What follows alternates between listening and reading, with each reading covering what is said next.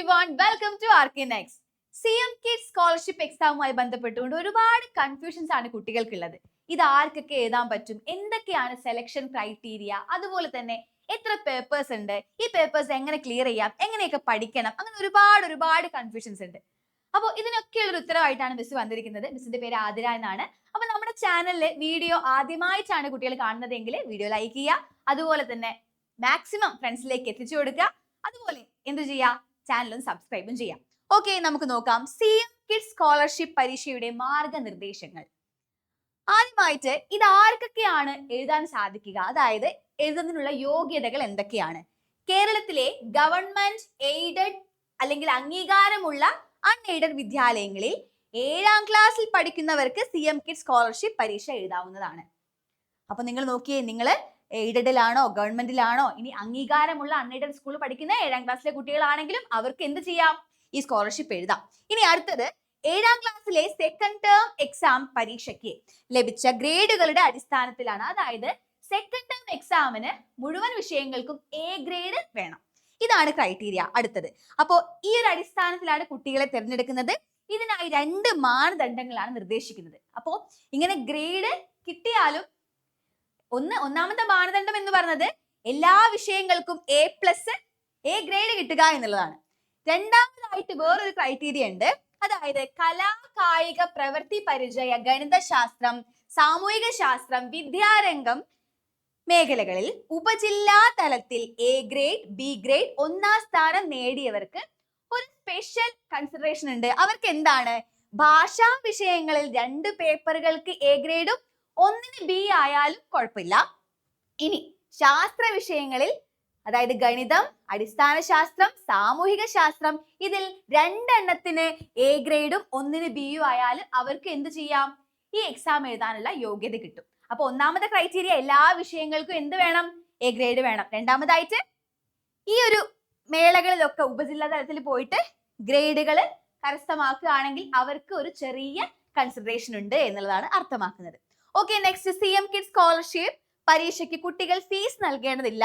പരീക്ഷ എഴുതാൻ അർഹതയുള്ള കുട്ടികളെ പേരും കാര്യങ്ങളൊക്കെ ഹെഡ് മാസ്റ്റർ ആണ് എന്ത് ചെയ്യേണ്ടത്, സജസ്റ്റ് ചെയ്യേണ്ടത്.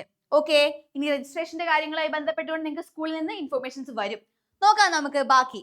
ഇനി ഈ ഒരു എക്സാം നിങ്ങൾ എങ്ങനെയൊക്കെയാണ് പ്രിപ്പയർ ചെയ്യേണ്ടത് എന്നാണ് നമുക്ക് നോക്കേണ്ടത്. ഓക്കെ, അപ്പൊ ആദ്യമായിട്ട് നിങ്ങൾക്ക് അറിയേണ്ട ഒരു കാര്യം എന്ന് പറയുന്നത് പരീക്ഷാ ഘടന കൃത്യമായിട്ട് മനസ്സിലാക്കണം. അപ്പൊ എത്ര പേപ്പേഴ്സ് ഉണ്ട് പരീക്ഷയ്ക്ക്, ഏതൊക്കെ സബ്ജക്റ്റുകളാണ് ഇൻക്ലൂഡ് ആയിട്ടുള്ളത് എന്നതൊക്കെ നിങ്ങൾ മനസ്സിലാക്കി വെക്കണം. പരീക്ഷാ ഘടന കൃത്യമായിട്ട് മനസ്സിലാക്കുക. അതായത് ഈ പരീക്ഷയ്ക്ക് 2 പേപ്പറുകളാണുള്ളത്. ഒന്നാമത്തേത് പേപ്പർ 1. ഈ പേപ്പറിൽ ഇൻക്ലൂഡ് ആയിട്ടുള്ളത് മലയാളം അഥവാ LP തലത്തിലെ 1ാം ഭാഷ, ഇംഗ്ലീഷ്, ഗണിതം. ഇനി പേപ്പർ 2 അടിസ്ഥാന ശാസ്ത്രം, സാമൂഹിക ശാസ്ത്രം, ഉപഭാഷ.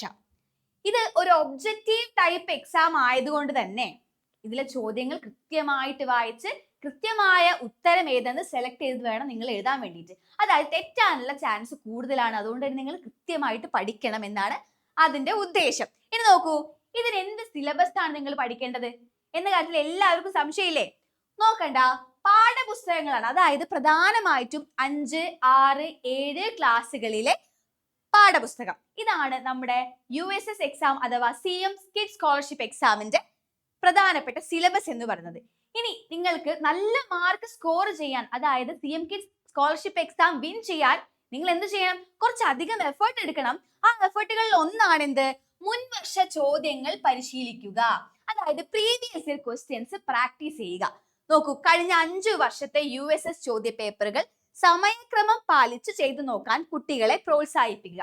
അപ്പൊ നിങ്ങളൊക്കെ എന്ത് ചെയ്യണം, എക്സാമിന്റെ സമയം ആദ്യം മനസ്സിലാക്കണം. ആ സമയത്തിനുള്ളിൽ നിങ്ങൾ previous year questions maximum solve ചെയ്ത് പഠിക്കണം. അങ്ങനെയാകുമ്പോൾ നിങ്ങൾക്ക് എന്താണ്, ടൈം മാനേജ്മെന്റ് നിങ്ങൾ പഠിക്കും. ഒരു ക്വസ്റ്റ്യന് ഇത്ര മിനിറ്റ് വെച്ച് നിങ്ങൾ ആൻസർ ചെയ്യാൻ പഠിക്കുകയും ചെയ്യും.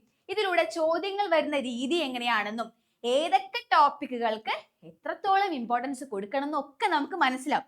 ഒരിക്കലും ചോദ്യങ്ങൾ എപ്പോഴും റിപ്പീറ്റ് ആയിട്ട് വരും എന്നല്ല. ഇത്തരത്തിലുള്ള ചോദ്യങ്ങൾ ചെയ്ത് പഠിക്കുകയാണെങ്കിൽ നമുക്ക് ഒരു എക്സാം അറ്റൻഡ് ചെയ്ത ഒരു പ്രാക്ടീസ് കിട്ടും. ഓക്കെ, നെക്സ്റ്റ് നമ്മൾ നോക്കേണ്ടത് പൊതുവിജ്ഞാനവും സമകാലിക സംഭവങ്ങളും.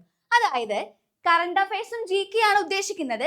പരീക്ഷ നടക്കുന്ന വർഷത്തിന് തൊട്ട് മുൻപുള്ള ആ ഒരു വർഷം, അതുപോലെ തന്നെ പരീക്ഷയുമായി റിലേറ്റ് ചെയ്തിട്ടുള്ള കറണ്ട് അഫയേഴ്സ് ആ ഒരു സമയവുമായി ബന്ധപ്പെട്ടുകൊണ്ടുള്ള കറണ്ട് അഫയേഴ്സും എല്ലാ സംഭവങ്ങള്, പുരസ്കാരങ്ങൾ, നോബൽ സമ്മാനങ്ങൾ, ജ്ഞാനപീഠം, ദേശീയ കായിക പുരസ്കാരങ്ങൾ തുടങ്ങിയവയുമായി ബന്ധപ്പെട്ടുകൊണ്ടുള്ള എല്ലാ ഇൻഫോർമേഷൻസ് നിങ്ങൾ എന്ത് ചെയ്യുക, നന്നായിട്ട് നോട്ട് ചെയ്ത് വെക്കുക. ഇതിൽ നിന്നൊക്കെ ചോദ്യങ്ങൾ നിങ്ങൾക്ക് എക്സ്പെക്ട് ചെയ്യാം. അതുപോലെ തന്നെ വാർത്തകളും കൃത്യമായി ശ്രദ്ധിക്കാം.